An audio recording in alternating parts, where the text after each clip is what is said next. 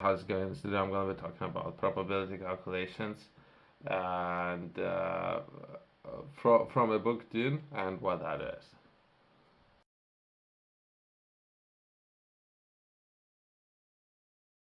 Probability calculations, as demonstrated by Mentats. Mentats are like human computers, since AI was banned in the fiction novel Dune by Frank Herbert. And there are a number of series of books that I would highly recommend for those of you out there to read it. But in this particular video, we're going to be talking about probability calculations, especially then making informed decisions and perhaps what need to be taken into account when making decisions and some of implementations and some of the areas that we need to address then depending on decisions that you're making on a daily basis, right? So perhaps let's delve deep down of all the things that need to be taken into account. Uh, my personal experience, I have done a lot of research overall of industry leaders and how they are making decisions before taking any actions. And at the time that I was reading it, that was at the time it felt like that was overkill. So they did a lot of unnecessary work, especially I was reading and doing a lot of research of how to do it. But now, when I'm looking back, based on those decisions and what kind of impact those decisions can have, can I push it even to more extreme levels? That's one of the goals I'll try to accomplish with this video. To very least, broader your understanding then how many things take into account before making the decision. Where to begin? Begin by defining decision. Clearly define decision you need to make. Be specific about the decision uh, entails and what the desired outcome is. That's step one. Step two, gather information. Collect relevant information and data. Make sure you have solid understanding of the factors, options, and consequences related to decision that you are about to make. Gather as much information as possible. All of the information that you are gathering, stick to the point, what you're trying to solve, since there are a lot of people out there who might want to share a story with you. Stories are very interesting to listen to, but stick to a point, and especially depending, I don't know, we are detectives for some reason, but either way, well, there are a lot of people who would like to share stories with you. I might, at some point, I might be interested to listen to those stories, but currently, that not necessarily would help to the process, right, to resolve an issue. Identify goals and priorities. Consider your long-term goals, values, and priorities. So there's some sort of structure, how you should structure, based on areas, long-term goals, values, and priorities. Your decisions should align with these and contribute to your overall well-being and objectives, what you're trying to resolve. Generate options. Brainstorm and create a list of potential options or course of action. Encourage creativity and consider a range of possibilities. If you're doing it alone, if you're focusing on your personal goals, if you're focusing on what kind of problems you're looking to address, right? As well as what would be course of action, how you would like to address your brainstorm and taking action, perhaps that would be the next step, but either way. So follow up and execute your plan, right? When making decisions, consider the pros and cons. Some people, as I mentioned to you, I have done a lot of research. Some people spend focus and do spend a lot of time on this particular area, right? How they would like to do it. They would like to separate it and brainstorm as many possible options as possible. That would be pros and cons. Analyze advantages and disadvantages of each option. Consider the potential risk, benefits, and trade offs associated with each choice. Again, uh, that's making very important decisions, right? And with in this video, we take into extreme levels. Assess probability and risks. If applicable, use probability calculations to assess the likelihood of various outcomes. Evaluate the level of risk associated with each option.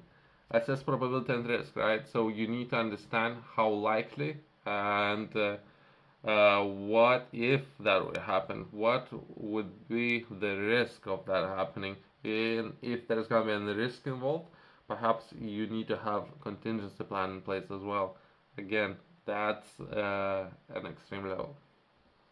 Seek input. Don't hesitate to seek input from trustee advisors, colleagues, friends, or family members.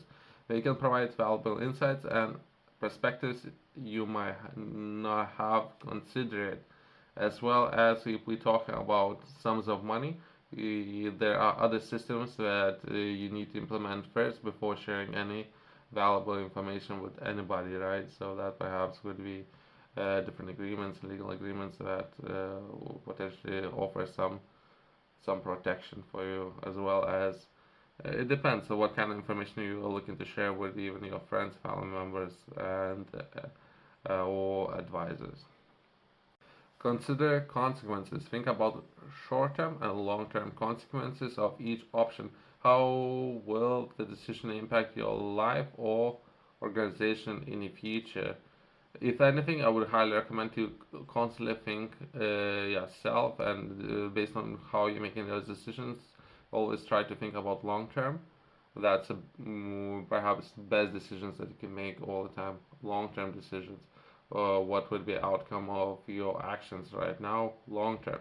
Embrace uncertainty. Recognize that not all decisions can be made with complete certainty. Sometimes you must take decisions based on incomplete information or uncertain outcomes. Be prepared for uncertainty and ambiguity. Be prepared for it, but try to eliminate it if possible. Make trade-offs. Decision making often involves making trade-offs. Determine which factors or outcomes are most important to you, and be willing to prioritize them.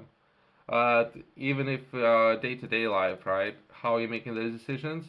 Would that be perhaps your money habits and small habits? If you lose track of the small habits, how those habits can impact your life on a larger scale? Would that be perhaps buying a coffee from a shop and how much you're spending on coffee? And perhaps setbacks would be spending an extra 5 minutes on making coffee at home, or investing into perhaps necessary equipment to perhaps make very nice coffee at home, right? And having that long term, right, within a year, how much money that potentially can save you, but set you back by 5 minutes, right? So that's another way how to think about it. When you start saving money like that, I don't know, there's a lot of people considering smoking. That's just a habit, I guess. Stopping this habit would that be? That's another way, right? So there's a lot of people thinking like that, but perhaps myself, I'm thinking more about coffee. But that was just an example of what the trade-off is and what one habit will be replaced with what kind of another habit, right? Decision-making tools, depending on the complexity of decision, you can use decision-making tools like decision metrics, SWOT analysis, or decision trees to organize your thoughts and evaluate options. Perhaps for that, it's more, or if you're looking to explain something to somebody else, perhaps your colleague, if you're overseeing some team or groups of people, or you have a new person coming on board, and you would like to break apart decision making to another person, making sure that that person up there making best decisions possible. It's more, or perhaps it's more technical way of thinking and looking at things. Then you can oversee and understand yourself, and perhaps share that information with somebody else and pass it on to other people, which is very important task and it's good exercise to do. But I don't believe that many people are going to do. I wish the more people would do it, but I don't believe that many people would do it. Consider timing. Timing can be crucial. Assess whether the decision needs to be made immediately, or if you have time to gather more information or reflect further prioritizing tasks, right? So if that is something that can wait for another hour, or if that's immediate, something that needs to be addressed right now, especially if you're managing large companies or organizations, you could structure your day. I'm sharing more information about how to do it with this particular problem in my book, game strategy, and how to address large projects and how to manage those projects, large teams, and a number of projects happening at the same time, and how to address some of those problems and how to structure those problems. I'm sharing a lot of insights. If you have any questions with this particular area, feel free to reach out to me. But again, that's a very small group of people who actually addressing those. I wish there was more people who, if the perhaps understanding is an issue, or taking more own responsibilities of you as a person. Perhaps that's a problem. Why would anyone want more responsibilities, right? Perhaps that's a problem that is worth addressing. But other than that, if you're already there and you trying to figure out how to do it, quick story, right? So there was a young manager within a team, and he didn't knew how to manage that for many weeks. He was struggling. I thought he will figure it out, so I didn't want to step in and help him. But eventually, I said it's too much of a problem. So perhaps it's just a small touch or small explanation how to do it can make a large impact on his career. Because after that point, he understood that he progressed from a team leader to manager. So there's a lot of steps there that a person needs to take, taking on and managing team, time, particular tasks, and understanding that principle. Everyone ideally needs to understand themselves over time how it works. That works perfectly. If not, sometimes I can step in and assist those people. Trust your intuition.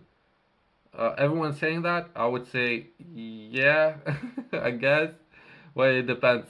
Trust perhaps numbers, common sense, trust historical examples, expertise, trust those things. Intuition based on who and what kind of decision that person might be doing. I don't know if I completely agree with that. Visual outcomes. Imagine the potential outcomes of each option. Visualize can help you gain deeper understanding of the decision implementations, as well as perhaps making some of the decisions or thinking process on the paper, making the or writing things down that perhaps visualizing things that potentially can assist a lot of people. For those of you up there who would like to learn more, I would highly recommend to purchase this book. Name of the book is Rise Impact. I'm sharing a lot of information for livestock enterprise and what you would need to know when starting your business. In this book, I'm focusing in particular on the first milestone that would be moving your business from 0 to 10,000 dollars, pounds, euros, you name it, the first milestone, and how to achieve that. I was trying to keep everything concise. Was trying to fit all the information within 100 pages, to be honest, but there was so much information to share, as well as I was trying to make sure that everyone would understand very complex concepts, especially if you're just starting out. So I believe there's 140 pages. I was trying really hard to put everything in 100 pages, making concise, nice piece of work to read. But either way, you can find it in the description below, as well as top readers. The top top retailers has it. Thank you. Decide and take action after careful, deliberate thinking. When you spend all this time planning and making best possible solutions, putting all that work in processing what would be outcome, what would be pros, cons, and everything related to you making that decision, take action or promptly, ideally, based on the decision that you have to make, since you already had all this time to think about it. Once you made up your mind, go after it.